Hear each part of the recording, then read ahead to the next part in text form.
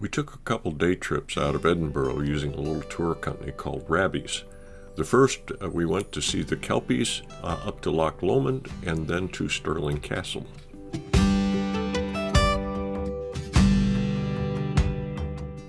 We drove along the Firth of Forth before reaching the Kelpies. The Kelpies are 30-meter high sculptures that represent mythological transforming horses that had the strength and endurance of 10 horses.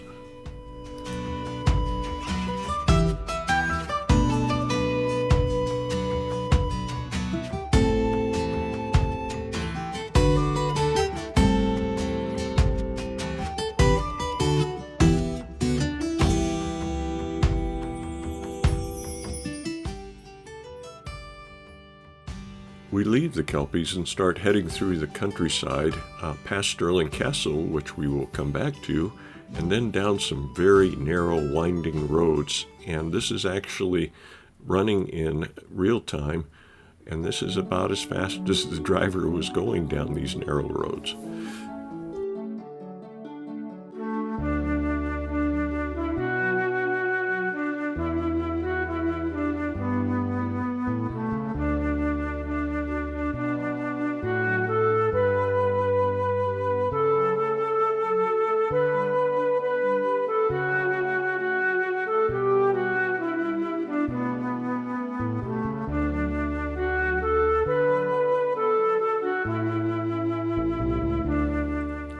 After a beautiful drive through the countryside, we arrive at the bonny banks of Loch Lomond.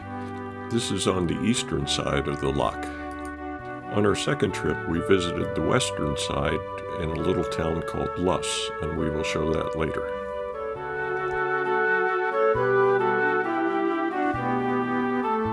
We drive down the lakeshore to a little village called Balmaha, which gives us a close-up look at the fault lines that separate the Highlands from the lowlands.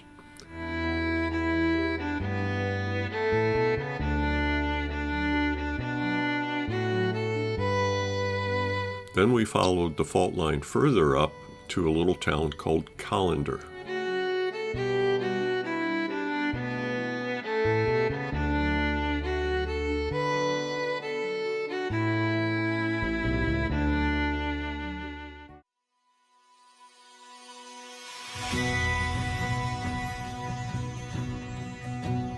The last stop on this trip is Stirling Castle, which dates from around 1200, but most of the buildings were built between 1490 and 1600. Robert the Bruce was Scottish king in the first quarter of the 14th century, and he played a very significant role in the battle for Scottish independence and is considered a national hero of Scotland.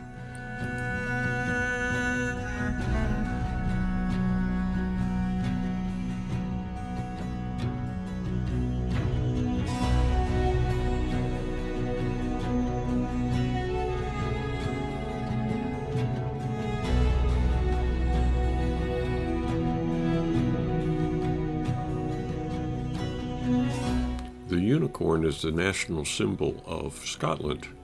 The lion is the national symbol for England, and they are depicted facing each other frequently on coats of arms.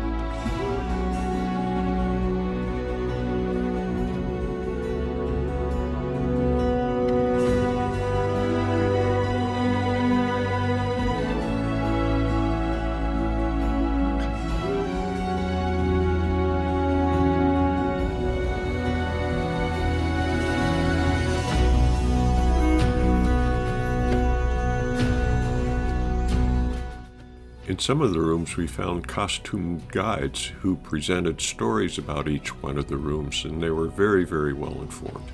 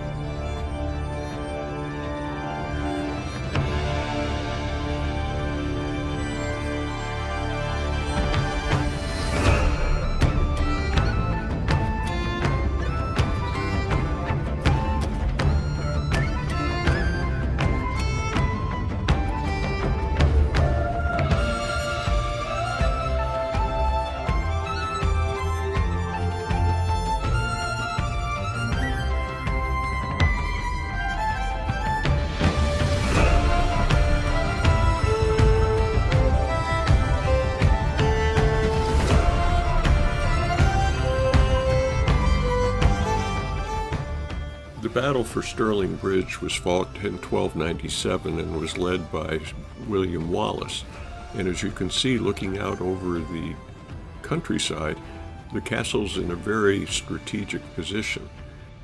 The Stirling Bridge was on the River Forth just below the castle, and then on the hill opposite, they have erected a monument to William Wallace.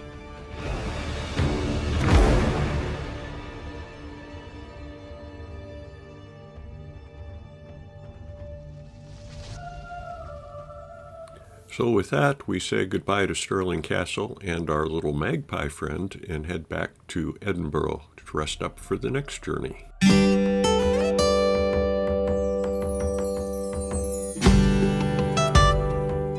We used Rabbie's Tours once again for a day trip into the Highlands and Inveraray Castle and Loch Lomond. On our way to Callander, we passed by the familiar sites of the Kelpies and Stirling Castle.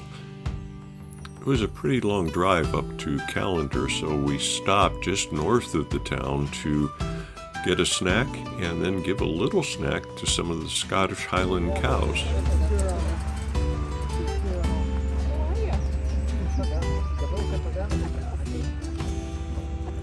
Don't go too close, she'll give you a kiss.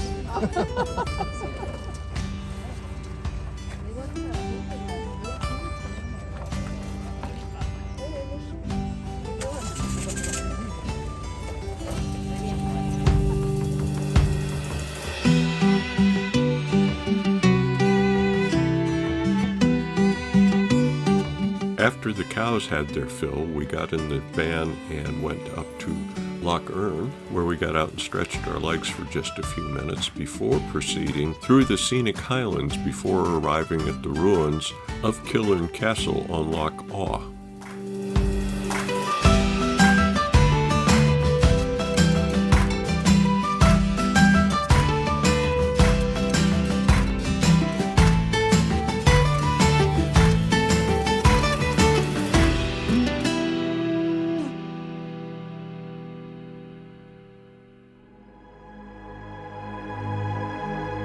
The castle was built by Sir Colin Campbell and served as the headquarters for the clan Campbell for over 150 years. We pulled over to the side of the road with a number of other tour vans, and I got out the drone and was fortunate enough to get a good bird's eye view of the castle. And then it started to rain, and I captured this fantastic rainbow as we flew away from the castle.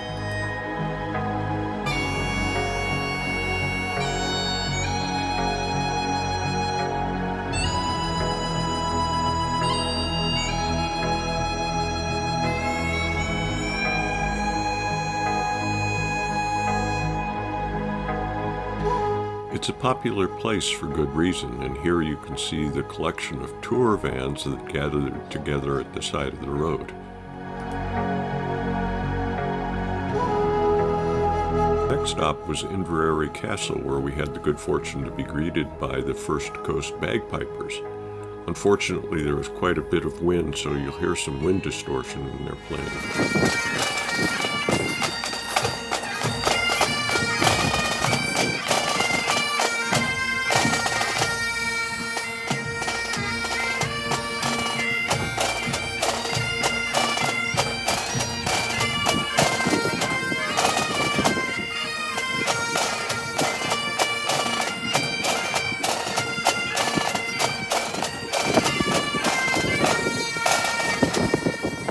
Inveraray Castle was built around 1750 by then the Duke of Argyll, and yet today it is occupied by the Duke and Duchess of Argyll. In spite of our time there, we never saw any Argyll socks.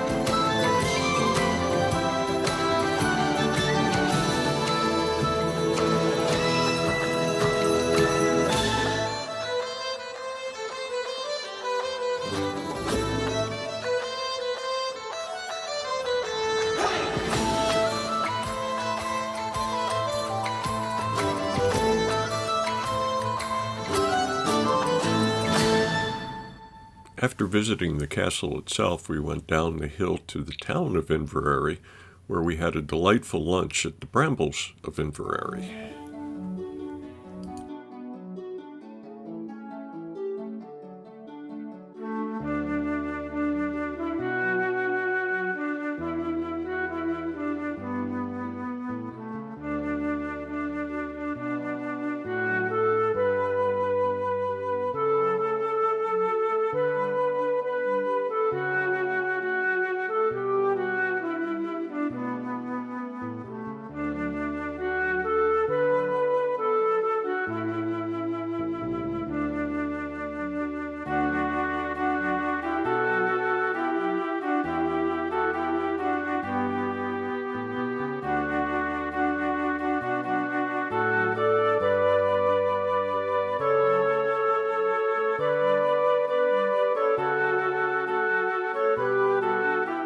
Next, we started a long and winding journey through the Highlands to the town of Luss, which is situated on Loch Lomond.